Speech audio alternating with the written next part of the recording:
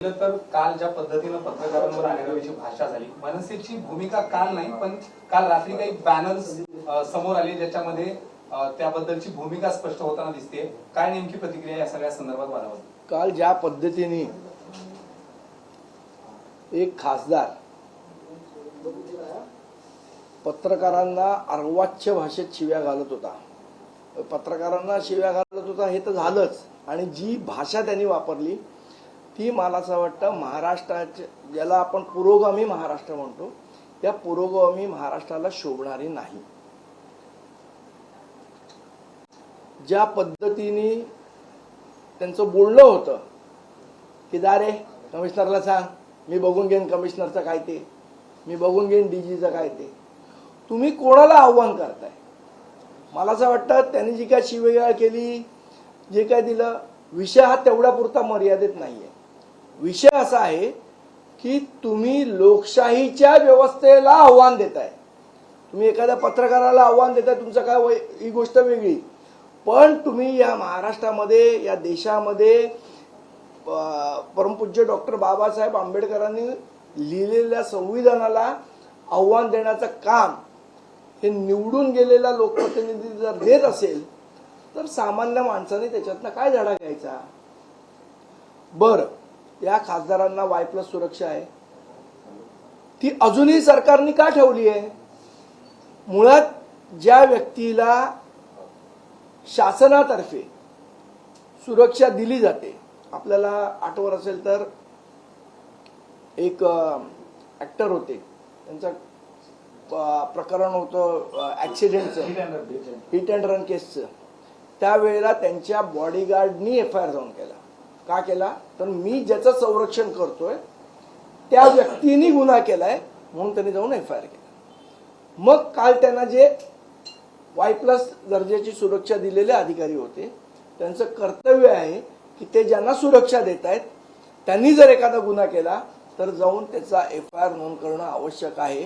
ते अजून त्या पोलिसांनी केलं नाहीये.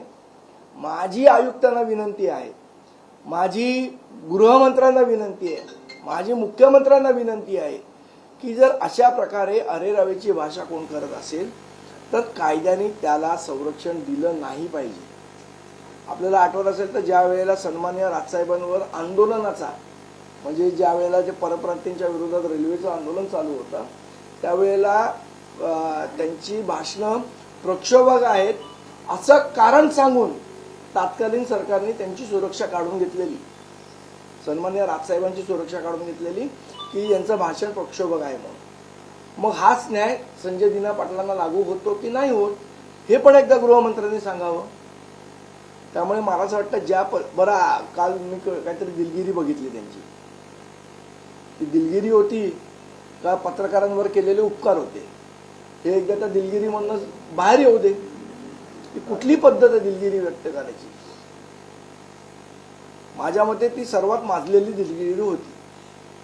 याच्यापेक्षा दुसरं तिसरं काही नाही. कोणालाही म्हणजे त्यांना त्याच्याबद्दल खंत वाटते, वाईट वाटते असं कुठेही त्यांच्या बोलण्यातनं दिसत नव्हतं. हे पहिल्यांदा घडले असं नाही. खरं तर काल पत्रकारांना त्यापूर्वी देखील धमक्या दिल्या होत्या, फोन ज्या पत्रकारांनी केले होते त्यांना देखील धमक्या दिल्या होत्या. त्यांचं स्पष्ट म्हणणं आहे की मला कोणीही प्रश्न विचारायला येऊ नका, लोकप्रतिनिधींना प्रश्न विचारायचे नाही यापुढे. मला असं वाटतं ज्या पद्धतीने ते वागतायत किंवा कोणाचं संरक्षण आहे त्यांना, शेवट कोणाचं तरी संरक्षण असल्याशिवाय ते म्हणतात की माझ्या पुढे कोण आलं तर मी त्याच्यावर बॉम्ब टाकीन, नाही तर गोळ्या मारीन. कुठली भाषा आहे? कुठली लोकशाहीत आपण जगतोय? आणि अशा लोकांना जर सरकारने स्पेअर केलं तर हे वाढत, उद्या ते बोललेत, उद्या अजून कोणतरी बोलेल, त्याच्यानंतर अजून कोणतरी बोलेल, आणि मग कायद्याचं जे मुख्यमंत्री नेहमी म्हणतात की ते कायद्यापुढे कोणी नाही, तर एकदा हे मुख्यमंत्र्यांना सुद्धा सिद्ध करावं लागेल की कायद्यापुढे कोण नाही, खासदार पण नाही, हे सिद्ध करावं लागेल. आता एक फोटो मी तुम्हाला दाखवतो. हा बघा, हा फोटो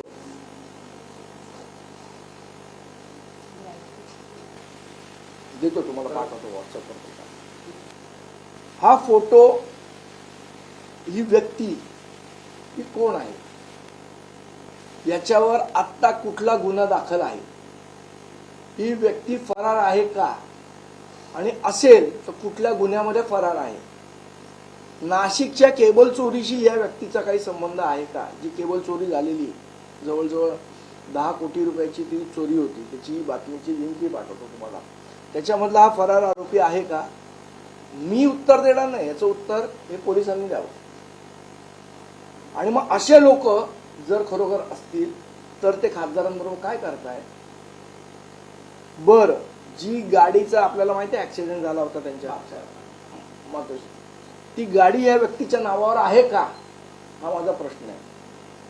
त्या गाडीचा नंबरही मी तुम्हाला देतो, तुम्ही शोधा आरटीओ मधून ती गाडी कोणाच्या नावावर आहे ते. आणि अशा लोकांना जर घेऊन फिरणार असतील आमचे खासदार, समाजातले समाजकंटक लोकांना, तर मला असं वाटतं त्यांची भाषाही तशीच होणार. त्यामुळे हा ते राहत असलेल्या संगतीचा परिणाम असावा असं वाटतं. याला एक लागूनच एकच प्रश्न फक्त संबंधित फोटो किंवा त्याबद्दल तुम्ही त्याबद्दल काही माहिती घेतली? कारण जी माहिती कळते त्या माहिती अनेक लोक ही गुन्हेगारी जगताशी संघटित असल्याची माझी माहिती आहे, गुन्हेगारी जगाशी संबंधित आहे, पण मी हे बोलणार नाही. हे मला असं वाटतं पोलिसांनी सांगितलं पाहिजे. ही व्यक्ती कोण आहे हे पोलिसांच्या तर रेकॉर्डला आहे ना, त्यांनी सांगावं ही व्यक्ती कोण आहे ते.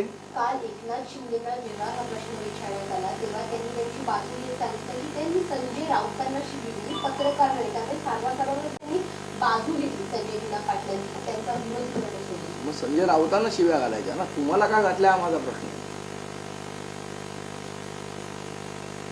या खासदारांचा इतिहास जुना गुंडगिरीचा राहिलेला आहे. 2016-17च्या दरम्यान नागपूरमध्ये जी सभा झालेली होती तेव्हा सुद्धा त्यांनी भर व्यासपीठावरती बंदूक काढून दाखवलेली होती आणि त्यांच्यासोबत वावरणारे अनेक लोक ही क्रिमिनल बॅकग्राऊंडचे आहेत. वारंवार ते असे धमकी असे अनेक फोटो त्यांचे फेसबुकवर आहेत, व्हायरल झालेले आहेत.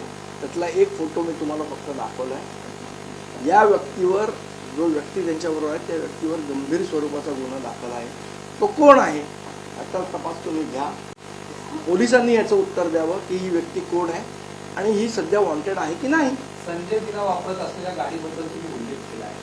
ती गाडी ज्याचा अपघात झाला ती गाडी या संबंधित व्यक्तीची आहे का किंवा ती त्यांना देण्यात? मला असं वाटतं ती गाडी कोणाच्या नावावर आहे हे सगळ्यांना माहिती आहे. एकदा तुम्ही आरटीओ म्हणून चेक करा ती गाडी कोणाच्या नावावर आहे.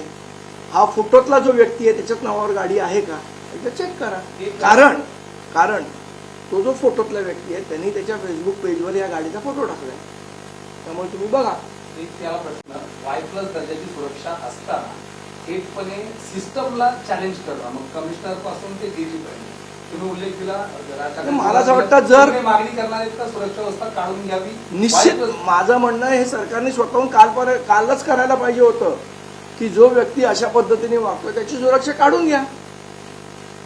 कशाला Y+ म्हणजे तुम्ही लोकांना, पत्रकारांना धमक्या देणाऱ्या, कमिशनरला धमक्या देणाऱ्या माणसाला Y+ सुरक्षा देणार आहात का? हा प्रश्न टेक्निकल नाहीये किंवा कायदेशीर नाहीये. हा प्रश्न नीतिमत्तेचा आहे आणि ती नीतिमत्ता या सरकारमध्ये आहे की नाही हा प्रश्न आहे.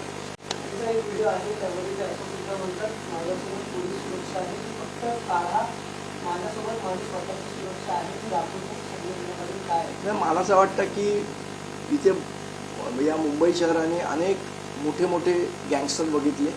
आज त्यातले कोणीच शिल्लक नाही आहे. त्यामुळे गँगच्या जीवावर आणि नावावर कोणीही कोणाला धमक्या देऊ नये.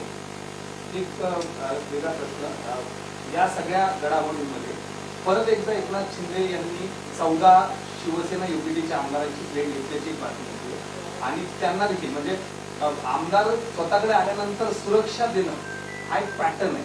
मागच्या खरं तर 1922 पासून तरी संजय दिनाच्या बाबतीत देखील सोबत आले आणि Y+ दिली. 14 आमदारांची शक्यता आणि त्यांना देखील सुरक्षा असते. अशाच घटना मला असं वाटतं एखाद्याच्या जीवाला धोका असेल तर सुरक्षा देण्यात काही गरज नाही. पण ती व्यक्ती कशा पद्धतीने समाजात वावरते त्याला बघून सुरक्षा दिली पाहिजे. आता हे खासदार साहेब आहे, हे जर अशा पद्धतीने आरेरावी वागत असतील आणि ते स्वतःच म्हणत असतील मला सुरक्षेची गरज नाही तर सरकार का जबरदस्ती देते सुरक्षेसाठी?